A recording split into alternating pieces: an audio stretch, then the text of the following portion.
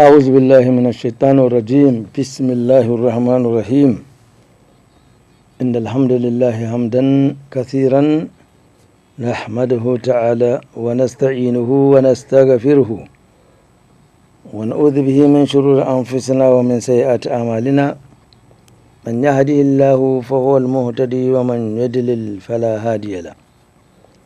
ونشهد كما بنفسه شهد الله أنه لا إله إلا هو والملائكة وأولي العلم قائما بالقسط.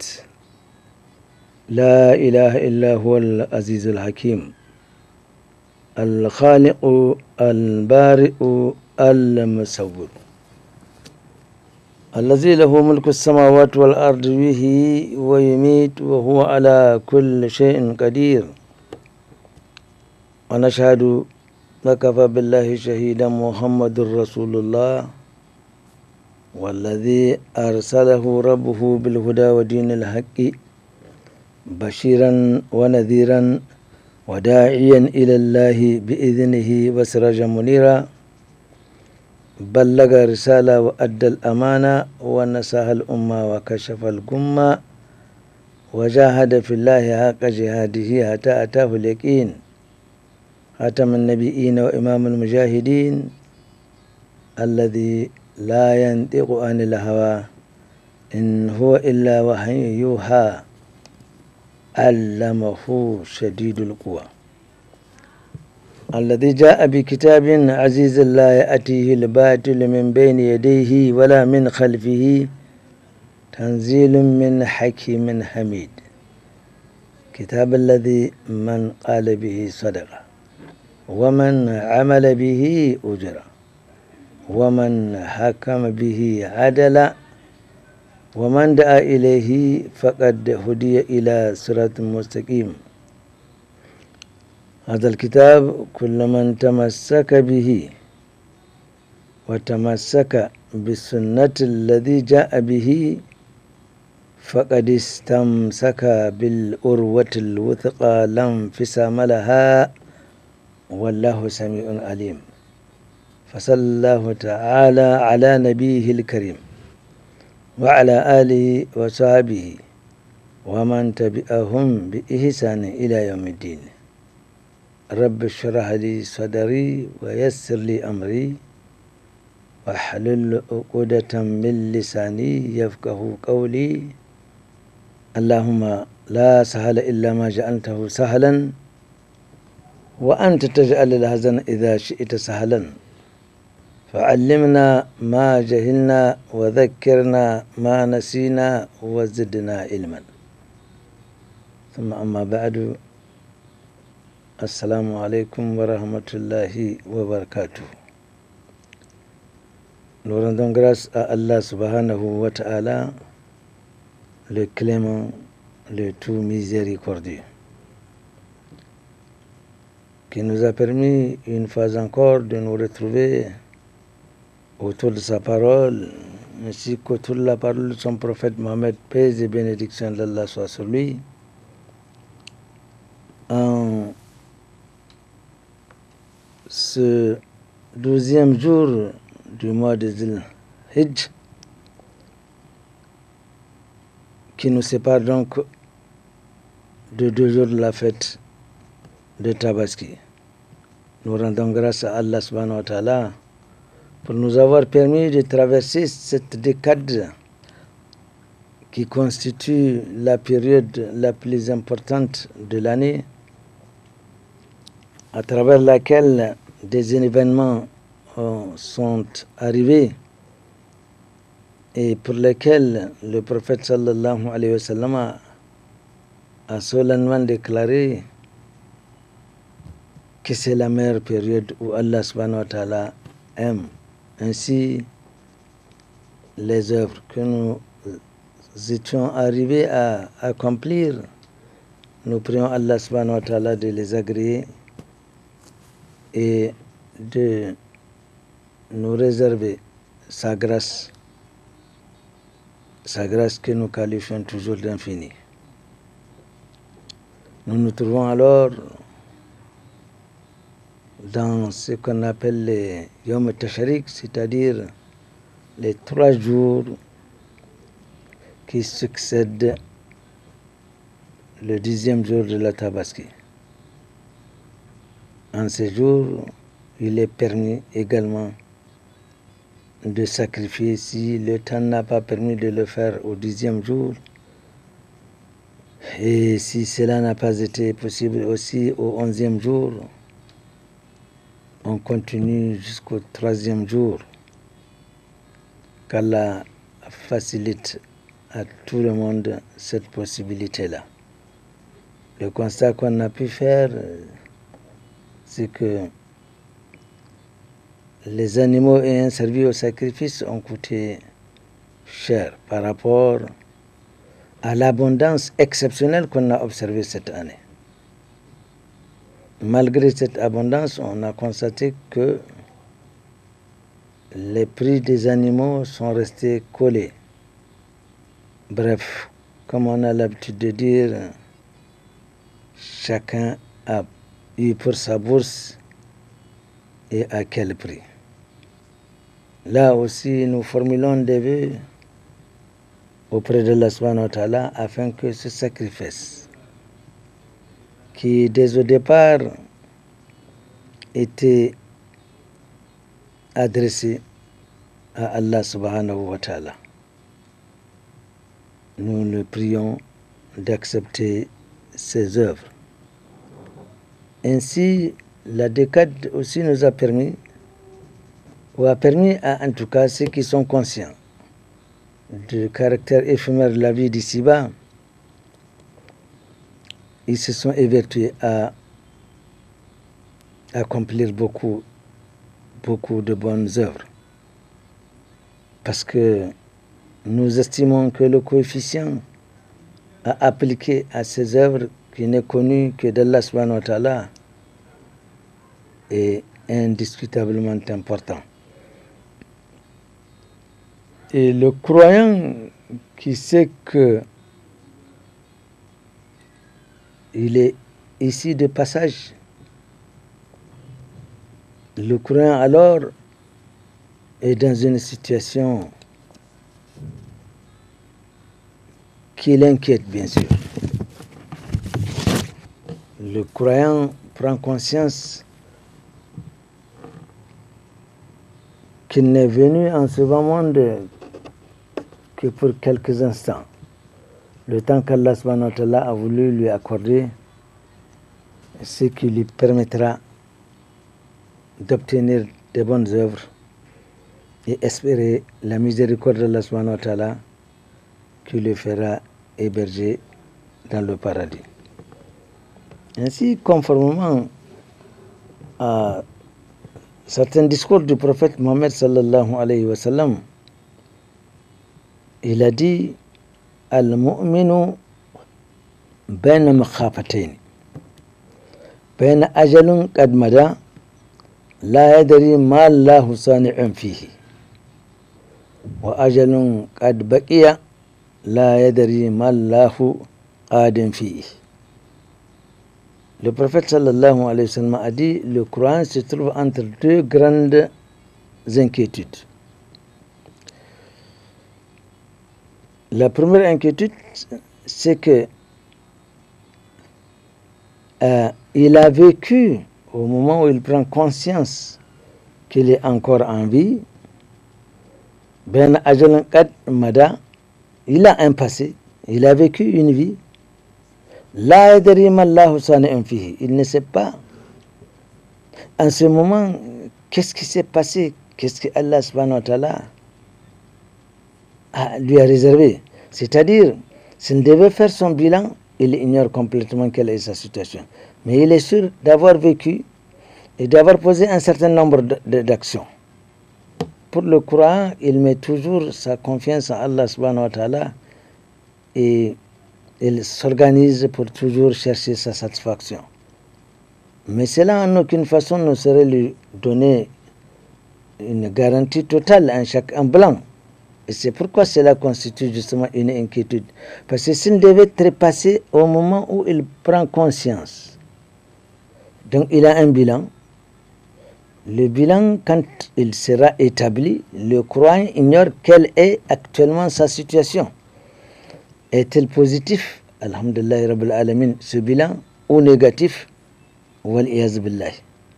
Le problème, c'est qu'un jour ou l'autre, on partira sur la base d'un bilan tout à fait établi, qui est l'objet de ce travail abattu pendant toute sa vie par cette administration qu'Allah a affectée à chaque individu. Je vais faire allusion à ces anges qui sont là permanemment avec chaque individu et qui transcrivent, qui enregistrent tout ce que nous faisons, tout ce que nous disons. Donc, le fait que si sa vie s'arrêtait aujourd'hui, le croyant, il est dans ce brouillard. Il ne sait pas. Il ne peut pas se taper la poitrine et dire, moi j'ai suffisamment œuvré pour que je mérite le paradis. Le croyant ne pourra pas s'aventurer à de telles imaginations. Mais l'être humain aussi ne voudra jamais sombrer ou s'amener, se diriger ou se faire accepter dans l'enfer également.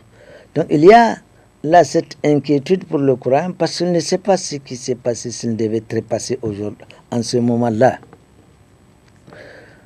Wa ajalun qad baqiya la yadri ma Allahu qadin fihi. La deuxième inquiétude pour le croyant, c'est qu'il n'est pas encore mort, il prend conscience qu'il est en vie et donc il a une vie à vivre. Qu'est-ce que le futur lui projette? Parce qu'un hadith assez inquiétant quand même du prophète sallallahu alayhi wa sallam nous indique que chaque individu, une fois conçu, tout est tracé. S'il doit basculer en enfer, wal iyaz billah, tout est prescrit. S'il doit aller au paradis, tout est prescrit. Le prophète sallallahu alayhi wa sallam nous indique qu'il peut arriver que quelqu'un est destiné au paradis. Alors, au départ, on peut le voir en train d'œuvrer vers un chemin qui l'éloigne de ce paradis-là. Mais comme il a été décrété par décret d'Allah subhanahu wa ta'ala qu'il ira en enfer à la fin de sa vie, au paradis, pardon, à la fin de sa vie, il œuvra de sorte que la balance, son bilan sera positif. L'inverse également n'est pas exclu, qu'on soit destiné en enfer wal iyaz billah et qu'au début on œuvre pour des bonnes actions, des œuvres qui vous éloignent de l'enfer, mais il a été décrit et la volonté d'Allah s'appliquera, il déviera. Et combien avons-nous de gens qui, surtout faire le bas âge, ils déraillent complètement pour aller vers le mauvais côté, qu'Allah subhanahu wa ta'ala nous en préserve. Alors, la deuxième inquiétude, c'est qu'il a une vie à vivre, mais il ne sait pas qu'est-ce qui a été décidé pour Allah le restant de sa vie. À supposer qu'au moment où il prend conscience, son bilan est positif. Mais si des chef, il est destiné pour l'enfer, alors là, il ne sait pas. Et ça constitue justement les deux inquiétudes pour le croyant, c'est-à-dire quelqu'un qui prend conscience qu'il est là pour œuvrer.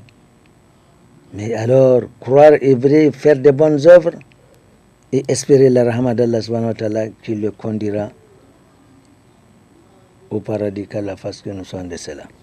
Alors, le prophète sallallahu alayhi wa sallam a de continuer.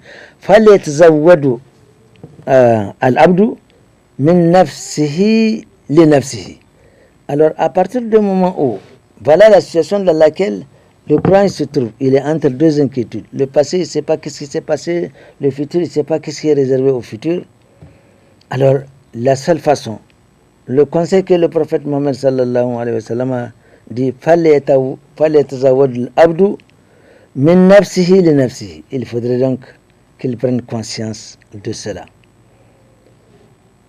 Allah, dans sa miséricorde, et au regard à la considération qu'il manifeste à l'endroit du prophète Mohammed sallallahu alayhi wa sallam, le maire des prophètes, et à l'endroit de cette mère communauté qu'Allah subhanahu wa ta'ala a voulu accorder au prophète, Allah a voulu que de temps en temps, des occasions se présentent qui nous permettent de gonfler le volume de nos bonnes œuvres. Nous ne devons pas considérer que nous sommes là pour vivre, manger, boire et faire d'autres besoins. Tout cela constitue des simples mesures d'accompagnement. Nous devons prendre conscience que nous devons adorer Allah subhanahu wa ta'ala. C'est la principale raison de notre raison ici, la principale raison de notre être de l'ici-bas. Donc, de temps en temps, des occasions se présentent. Effectivement, les 10 derniers jours, nos oulémas nous ont suffisamment miroité ces abondantes possibilités que nous avons de gonfler nos bonnes œuvres afin que nous puissions faire des réserves, des préservations. Parce que le croyant, une fois qu'il acquiert des bonnes œuvres, il les considère comme un acquis. Il doit éviter de tout faire pour se donner à d'autres activités contraires à cela, donc qui viendraient décaper ces bonnes œuvres qu'il a déjà accomplies. Alors, la seule façon, une fois que c'est un acquis, il faudrait maintenant continuer à faire des provisions. Il faudrait qu'il fasse des provisions pour lui-même et par lui-même. Par lui-même et pour lui-même. Donc il a intérêt à chercher à accomplir de bonnes œuvres, à en accomplir toujours davantage et beaucoup plus. Min dunyahu l'akhiratihi. Il faudrait qu'il s'organise et se dire que c'est dans ce bas monde-là, dans ce bas monde, cette vie à la hayat dunya, cette vie proche, celle-là que nous vivons, c'est ici que nous allons, donc étant vivants, nous devons produire le maximum d'efforts afin que la mort nous survienne et que nous pourrions, dans l'au-delà, retrouver les bonnes récoltes. وَمِنْ hayatihi limawtihi. C'est du vivant, justement, qu'on prenne conscience qu'on est en vie. On est dans ce bas monde, alors pensons qu'il y a l'au-delà. C'est quand on est encore en vie qu'on doit s'organiser pour la préparation de l'au-delà. وَمِنْ shababihi maharihi. Et il faudrait que nous sachions profiter de notre jeunesse en attendant que la vieillesse nous arrive. Fort curieusement, on constate qu'à un âge encore très avancé, il y a des gens qui se font des folies, qui cherchent au lieu de chercher la demeure de l'au-delà, conformément à ce qui est recommandé, وَابْتَغِ فِيمَا أَتَاكَ اللَّهُ الدَّارَ الْآخِرَةَ وَلَا تَنْسَ نَصِيبَكَ مِنَ الدُّنْيَا. Cherche avec ce que Allah t'a accordé ici-bas à te construire un palais dans l'au-delà, c'est-à-dire au paradis. Mais le plus souvent, à quoi assistons-nous? À 70 ans, j'ai 70 ans, je vais me créer des faux problèmes, des faux besoins, construire des bâtiments qui, en tout cas, à moi, ne me serviront pas à grand-chose. Alors que je dois me préparer de l'au-delà. بَلْ تُؤْثِرُونَ الْحَيَاةَ الدُّنْيَا وَالْآخِرَةُ خَيْرٌ وَأَبْقَى إِنَّ هَذَا لَفِي الصُّحُفِ الْأُولَى. Mais nous avons préféré, et même à cet âge très avancé, nous continuons à préférer ce bas monde par l'au-delà. Tu n'as pas construit une mosquée où quand les gens, une fois tu décèdes, ça devient une sadakat jariya, ça sera alors des comptes qui te rejoindront dans l'au-delà. Tu n'as pas construit un puits où les gens peuvent s'abreuver. Tu n'as pas fait cette œuvre jariya, sadakat jariya, c'est-à-dire qui même de ton Après ton passage ici-bas, on continue à t'enregistrer de bonnes œuvres qui te seront enregistrées en attendant le jour du bilan. Non, non, on se permet de faire des folies. Le plus souvent, ça même pose des problèmes aux héritiers. Qu'est-ce que j'ai préparé pour moi-même? Il faudrait que je me pose cette question. Alors, فَإِنَّ الدُّنْيَا, le prophète sallallahu alayhi wa sallam dit, sachez que ce bas monde, خُلِقَتْ لَكُمْ, il est créé pour que nous y vivions et que nous accomplissions des bonnes œuvres qui nous rachèteraient dans l'au-delà. وَأَنْتُمْ خُلِقْتُمْ لِلْآخِرَةِ, et vous, vous êtes destinés à l'au-delà, vous êtes censés quitter ce bas monde. Le bas monde est créé pour vous, mais vous, vous êtes créé pour l'au-delà. Vous allez quitter ce bas monde et rejoindre l'au-delà et attendre le jour du jugement dernier. Le jour où Allah jugera tous les dossiers qui ont été mal jugés et les dossiers pendants. Le jour où Allah redressera tous ces jugements. C'est le jour où Allah jugera le juge. Et ce jour, il n'y aura pas de jugement par coutumace. Et il n'y aura pas en ce tribunal d'Allah subhanahu wa ta'ala ni d'assesseur, ni d'adjoint, ni d'interprète, ni de traducteur. Chacun sera en face de ce qu'il a accompli ici-bas. Le père ne saurait servir d'aucune utilité à son fils. Inversement, le fils ne pourra rien faire contre ni sa mère, ni son père, ni sa sœur, etc., etc. Nous devons prendre conscience de cela. Et le croyant ne quitte jamais cette pensée. Tout acte qu'il pose, c'est comme un commerçant. S'il achète un produit, il souhaiterait avoir un bénéfice. Mais pour le croyant, tout acte qu'il pose, il attend de cet acte-là qu'on lui inscrive une bonne action dans l'au-delà. Le prophète nous a tous enseigné comment aller nous coucher, comment aller rentrer dans les douches, comment y sortir, comment nous habiller, comment sortir de chez nous, comment rencontrer. En disant assalamu alaikum quelqu'un, ça vous donne des hasanat, etc., etc. C'est ça, ma khalaqatul janna wal insa illa liya'budun. Si nous sachions adorer Allah subhanahu wa ta'ala, tout acte que nous posons fera l'objet d'un enregistrement de bonnes œuvres. Qu'Allah fasse que nous comprenions cela. Et le prophète sallallahu alayhi wa sallam, s'il veut mettre en évidence une chose, s'il veut attirer l'attention de ses compagnons, il a deux méthodes. Ou il répète la question 3 fois, ou il jure par Allah subhanahu wa ta'ala. Dans le cas d'espèce, le prophète sallallahu alayhi wa sallam a juré par Allah. Walladhi nafsi biyadihi ma ba'ad al-mawti min musta'atabin. Il jure par Allah, qui détient son âme, qu'il n'y a pas d'occasion de se disculper une fois qu'on a quitté ce bas monde-là. C'est-à-dire une fois que l'ange de la mort, celui-là qui est chargé de récupérer toutes nos âmes, il ne faillira jamais, il ne se trompe pas et il ne commet aucune erreur. إذا جاء أجلهم فلا يستأخرون ساعة ولا يستقدمون.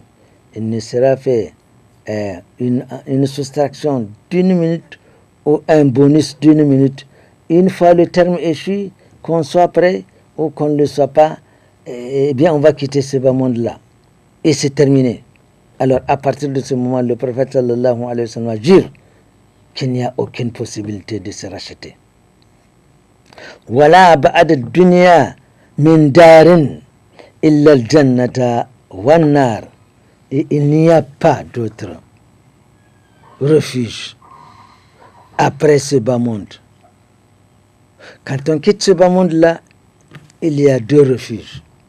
Si vous cherchez quelqu'un dans l'un des refuges, vous ne le trouvez pas, n'allez pas loin, il est ailleurs.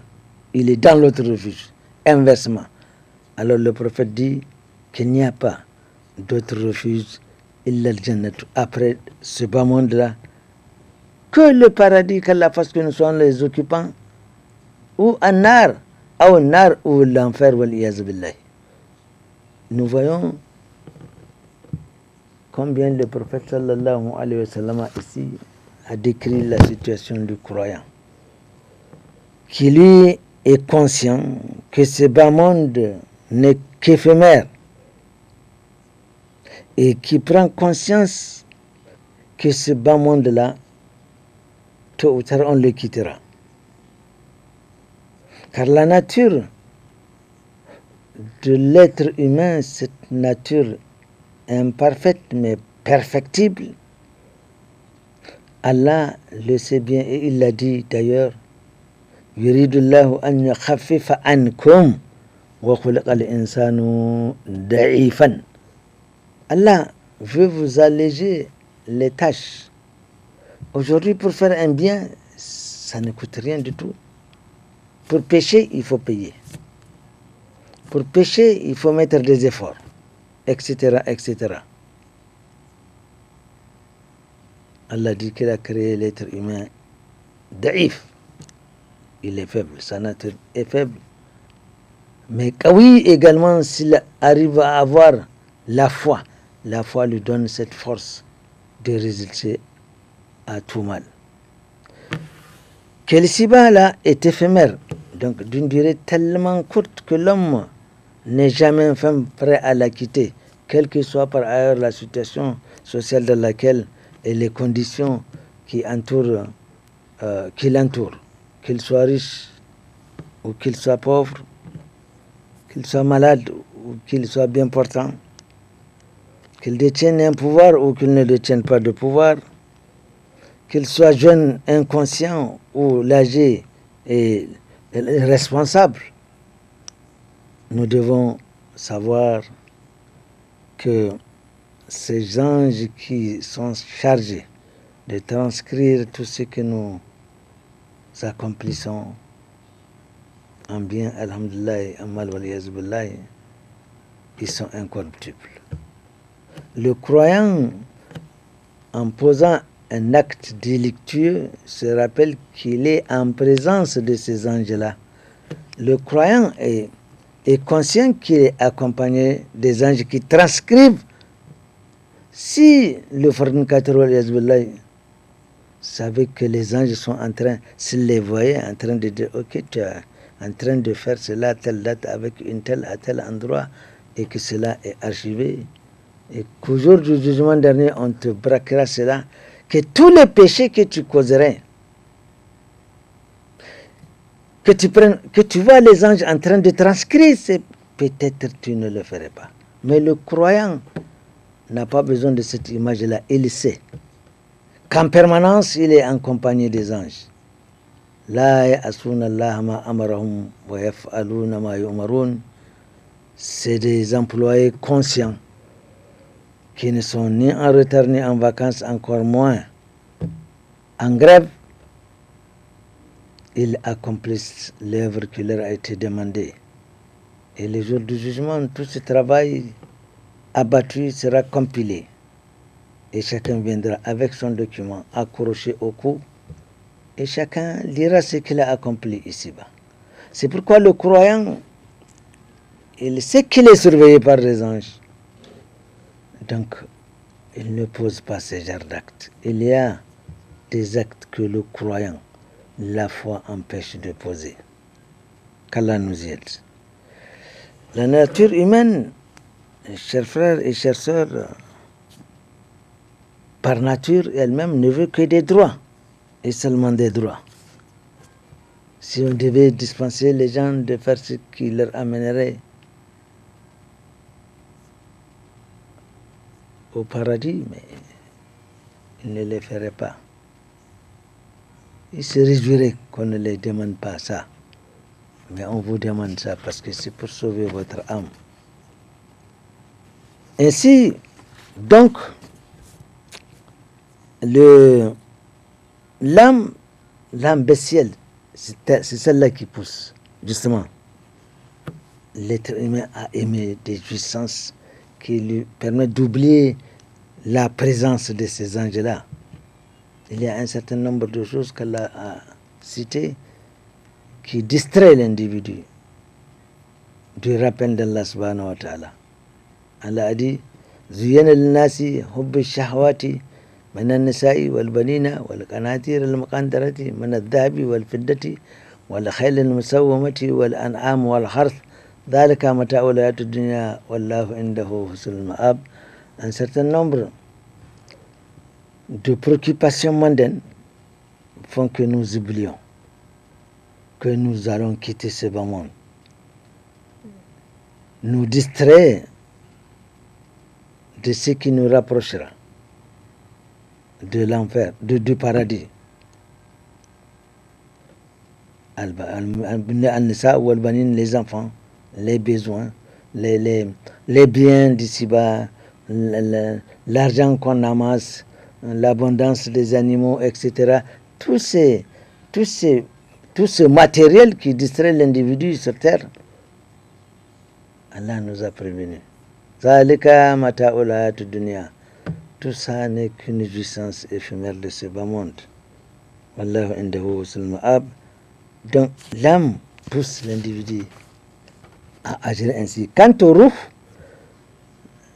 l'autre composante, c'est-à-dire l'esprit, l'autre composante de l'homme, qui vient d'Allah subhanahu wa ta'ala, et à propos duquel Allah a dit yus'alunaka 'anir ruh. Qul ar-ruhu min amri rabbi wa ma utitum min al-ilmi illa qalila. Ils t'interrogeront à propos du ruh, de l'esprit. Dis-leur ar-ruh min amri rabbi. Le ruh vient de mon Seigneur. Wa ma utitum min al-ilmi. Il n'a été accordé de science à propos illa qalilan, que très peu. Alors le ruh, lui, sait qu'à l'opposé des droits, l'âme bestiale nous pousse à poser ses actes délictueux. Mais le ruh nous rappelle qu'en dehors des jouissances que sollicite la nature humaine, l'être humain, et écoutez, si aujourd'hui on dirait aux gens de boire de l'alcool, c'est en ce moment qu'il est permis de boire de l'alcool. C'est en ce moment que l'être humain prendra conscience que non seulement il dépense son argent pour rien, il perd donc son contrôle, il se détruit, et c'est comme ça, vous pouvez l'appliquer à tous les autres péchés, que si il était autorisé à le faire, eh bien c'est en ce moment que la nature humaine va dire « Ah mais ça va pas, ça, pourquoi je vais dépenser mon argent, etc. » Mais il n'a pas été demandé, c'est en ce moment que l'être humain, voyez la nature humaine, n'est-ce pas? Donc cette puissance que sollicite la nature humaine, à l'opposé, il y a des obligations. Le Ruh nous rappelle qu'il y a des obligations. Et c'est justement ce que nous retrouvons à travers la parole de Yusuf alayhi salam. وَمَا أُبَرِّئُ نَفْسِي إِنَّ النَّفْسَ لَأَمَّارَةٌ بِالسُّوءِ إِلَّا مَا رَحِمَ رَبِّي إِنَّ رَبِّي غَفُورٌ رَحِيمٌ. Il dit qu'il ne saurait innocenter son âme, car l'âme, elle est conductrice à ce que Allah a défendu, aux mauvaises actions. Illa man rahima rabbi, à l'exception de cela qu'Allah subhanahu wa ta'ala a couvert de sa rahma, et qu'à chaque fois qu'ils prennent conscience, quand ils vont s'aventurer à poser un acte qui leur pourrait engendrer des mauvaises notes dans l'au-delà. Cette même complexité de la nature humaine, donc nous avons l'âme qui nous pousse à poser ces actes et l'autre roue qui nous dit attention, il y a un compte à rendre dans l'au-delà. Et cette duplicité, cette complexité de la nature humaine est rapportée dans un hadith du prophète sallallahu alayhi wa sallam, où il nous dit sayati ala ummati zamanun yuhibbuna al-khamsa wa yansawna al-khamsa. Premièrement, yuhibbuna ad-dunya wa yansawna al-akhirah. La nature humaine fait que à un moment donné, elle ignore, elle adore beaucoup ad-dunya, c'est-à-dire ce bas monde. On ne veut pas le quitter. Et on oublie l'au-delà, le dernier jour. Le dernier jour, al-yawm al-akhirah, c'est le jour où chacun quitte ce bas monde-là, c'est son dernier jour. Alors, ils aimeraient ce bas monde et ils ignorent l'au-delà, car dans l'au-delà, il y a un compte à rendre. Deuxièmement, yuhibbuna al-hayata wa yansawna al-mawta. On aime, on s'accroche beaucoup à la vie on ne veut pas, on oublie la mort, malgré que tout le temps, tous les jours, il y a des gens qui nous quittent. Mais tant que cela ne m'arrive pas, alors je m'imagine que je ne peux pas aller tout de suite. C'est ça aussi, l'être humain. Il refuse de croire que je peux mourir tout de suite, ou en sortant d'ici, ou demain, ou dans une semaine. Mais alors, si on... il y a en ce moment même des gens qui quittent ce bas monde-là. Au moment où vous refusez de croire que vous pourrez partir en ce moment-là, il y a des gens qui vous ont devancé. Mais ce n'est pas parce qu'ils sont en avance sur vous. Non, ils sont à terme en ce qui les concerne. Et vous qui êtes là, vous n'êtes pas en retard, il ne vous est pas permis d'être en retard. Le moment viendra et votre moment de départ sera justement au moment où certains diront, vous êtes partis, nous sommes là encore en attendant. Alors on aime bien cette vie-là et on oublie qu'il y a la mort. Or, la mort, ce n'est pas la mort, une fois encore, qui doit être le véritable problème. Mais c'est ce qu'on trouvera après la mort. Comme si on ne sait pas ce qu'on a accompli. Mais le jour de la résurrection, le jour où Allah va dresser son tribunal, mais c'est tout juste pour rappeler aux gens ce qu'ils ont accompli ici-bas. Et chacun, audio et vidéo à l'appui, en cas de nécessité, n'est qu'un simple rappel de ce que nous nous sommes donné la liberté d'accomplir ici-bas, tout en étant conscients d'ailleurs. Nous savons consciemment que nous sommes en train de poser des actes qu'Allah subhanahu wa ta'ala refuse. Tout celui qui pêche, il sait qu'il est en train de pécher. Et tout celui qui fait une bonne œuvre, il en prend conscience. Troisièmement,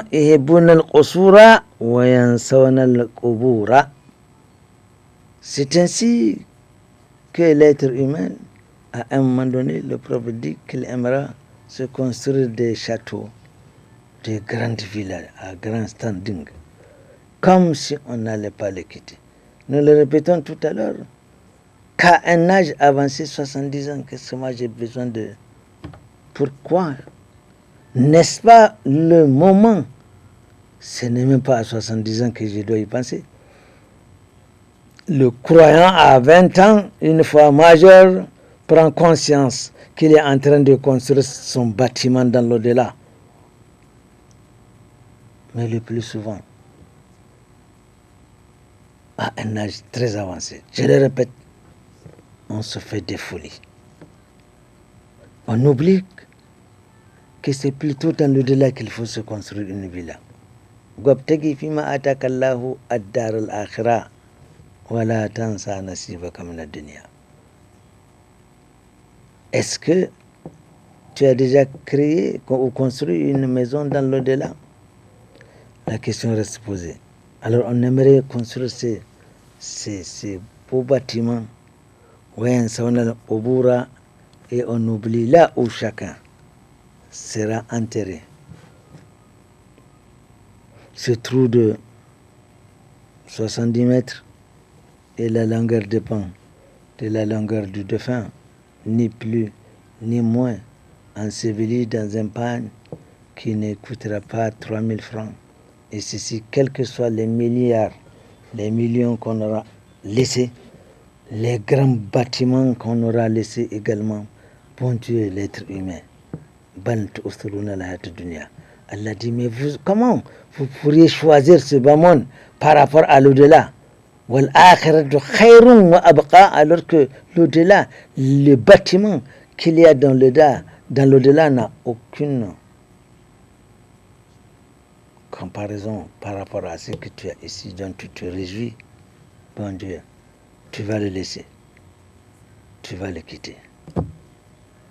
Alors, on oublie qu'il y a ce petit trou dans lequel sans distinction de quoi que ce soit, chacun sera enseveli. Et mieux, regardez, si encore on vous laissait la liberté de respirer, que vous respirez de l'air, non, on va le fermer. Mais alors soigneusement, on mettra tous les soins qu'il faut pour qu'il n'y ait pas d'aération. Lorsque vous vivez dans des bâtiments aérés, climatisés. Mieux ou pire, on mettra encore du sable. Pour une fois pour toutes, vous enfermez là-dedans, vous y enfermez là-dedans, et vous retournerez comme vous êtes arrivé. En arrivant, on ne vous a jamais vu dans votre main une pièce de monnaie, de n'importe quelle monnaie. Vous retournez dans l'au-delà sans aucune pièce de monnaie. Comment allions-nous comprendre cela et que cela est inévitable? Peu importe qu'on croit ou qu'on ne croit pas, on ne veut même pas que. On souhaiterait qu'on comprenne et qu'on prenne conscience et qu'on y croit et qu'on s'attelle à trouver les meilleures solutions possibles. Alors, quatrièmement, يحبون المال وينسون الحساب. La société, la communauté humaine aimera amasser des biens. Amasser des biens.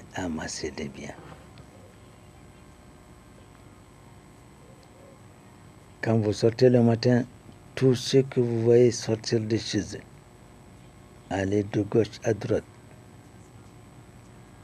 à toute vitesse, c'est pour chercher les biens de ce bas monde. Ces biens de ce bas monde ainsi que les enfants, Allah subhanahu wa ta'ala, al-mal wal-banuna zinatul hayat dunya, al-mal wal-banuna fitnatul hayat dunya, etc. Ces biens de ce bas monde ne sont que des... C'est la fitna. C'est quoi la fitna? C'est-à-dire on vous accorde ces biens pour voir qu'est-ce que vous allez en faire. Les compagnons du prophète autour du prophète, il y avait des millionnaires, mais ils n'ont pas terrorisé. Ils ont préféré distribuer ces biens dans la voie d'Allah, conformément à ses ordres. En combien d'endroits Allah subhanahu wa ta'ala dit Ya ayyuhalladhina amanu anfiqu mimma razaqnakum min qabl an ya'ti yawmun la bay'un fihi wala khullatun wala shafa'a wal kafiruna hum zalimun. Allah dit dépensez de ces biens. Donc c'est une épreuve. Quand Allah vous accorde un bien, c'est pour vous éprouver et voir comment vous allez faire. Est-ce que vous allez exécuter l'ordre d'Allah subhanahu wa ta'ala qui incite à ce que vous partagez ces biens autour de vous, à ceux-là à qui Allah subhanahu wa ta'ala a souverainement refusé, ils aussi ils sont dans leur épreuve, ou alors vous allez vous permettre d'utiliser ces biens d'Allah subhanahu wa ta'ala pour transgresser les lois d'Allah subhanahu wa ta'ala, d'utiliser le pouvoir qu'Allah subhanahu wa ta'ala vous a accordé pour transgresser les lois d'Allah subhanahu wa ta'ala. Vous imaginez être supérieur aux autres. Tout ça fera l'objet d'un compte rendu minutieux. On parle de détournement des deniers publics un peu partout. Qu'on ait une solution ici ou non, quiconque touchera 1 franc du bien de l'État, le trésor public, illégalement, qui qu'il soit, mais les anges sont là, les anges ne ménagent personne. Ils transcrivent tout ce que nous disons, tout ce que nous faisons. Qu'on s'enferme dans une chambre ou non et qu'on concocte des mauvaises actions, des combines, n'est-ce pas? On signe des documents alors qu'il n'y a pas de livraison. Allah a dit qu'il est alim al-ghaybi wa shahadati al-kabir al-mut'al. Allah est le connaisseur de toutes les choses, qu'elles soient cachées ou qu'elles soient apparentes. Donc on s'enferme dans un bureau à double tour pour poser des actes Allah dit qu'il est au courant. Sawa'un minkum man asarra al-qawla wa man jahara bihi. Pour Allah, c'est complètement égal. Que vous préférez à haute voix ou que vous cachez. Wa man mustakhfin bil-layli wan-nahar, et qui, par autosuffisance, sortirait et transgresser criardement les lois d'Allah subhanahu wa ta'ala, ou qu'il le fasse en cachette. Lahu mu'aqibatun min bayni yadayhi wa min khalfihi yahfazunahu min amrillah. Il y a cette administration qui nous surveille de devant comme de derrière et qui transcrivent tout ce que nous posons comme acte. Allah l'a dit, ma yalfizu min qawlin illa ladayhi raqibun atidun. Je ne saurais, tu ne sauras, nous ne saurions prononcer une quelconque parole sans qu'il y ait cette administration autour de nous pour enregistrer ce que nous faisons, ce que nous disons. Alors, on aime beaucoup les biens de ce bon monde. Et peu importe les moyens de l'acquisition de ces biens, pourvu qu'on ait aujourd'hui l'illicite, on le barre en rouge, n'est illicite que ce qu'on ne veut pas. Peu importe les moyens qu'on utilise pour obtenir les biens de ce bas monde, mais on oublie que dans l'au-delà, il y aura un compte. On aime bien les biens de ce bas monde-là et on oublie qu'il y a un compte à rendre. Chaque franc que j'aurai acquis, il me sera demandé comment l'ai-je acquis et qu'est-ce que j'en ai fait. Et c'est là, Allah dit,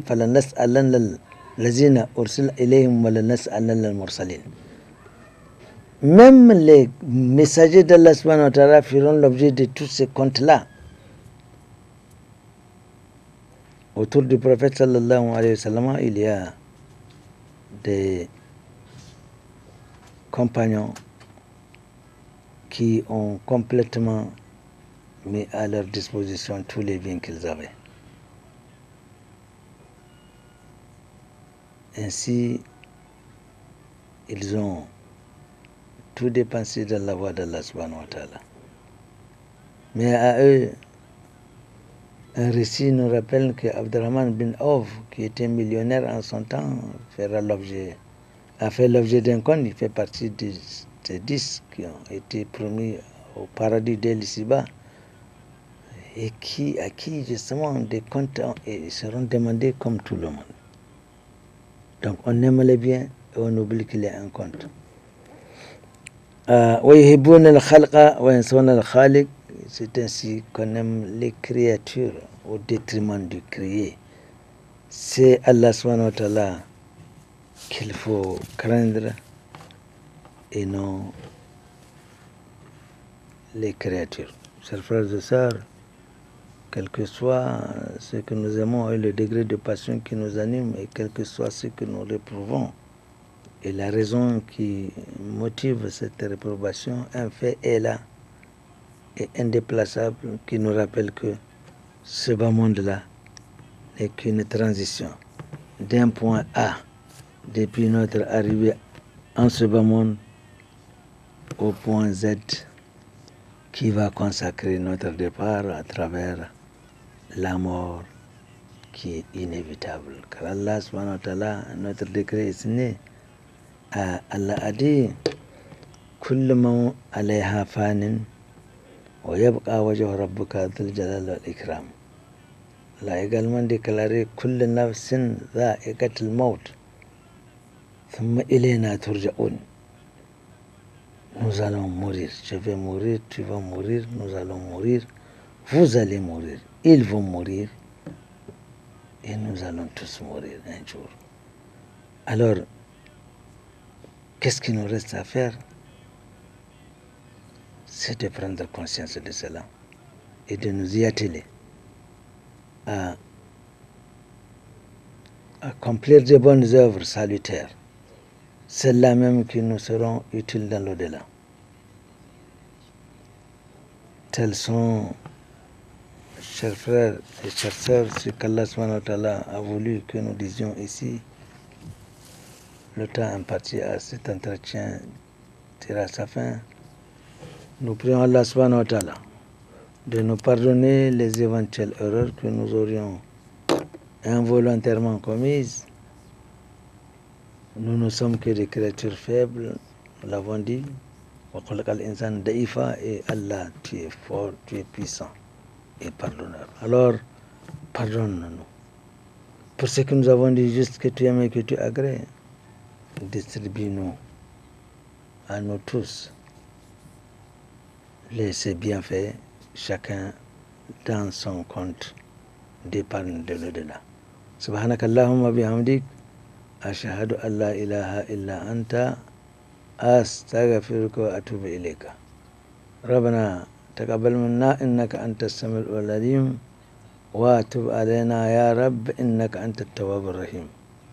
ربنا آتنا في الدنيا حسنة وفي الآخرة حسنة وقنا عذاب النار. إن الله وملائكته يصلون على النبي يا أيها الذين آمنوا صلوا عليه وسلموا تسليما. اللهم صل على محمد وعلى آله وسلم. سبحان ربك رب العزة عما يصفون وسلام على المرسلين والحمد لله رب العالمين والسلام عليكم.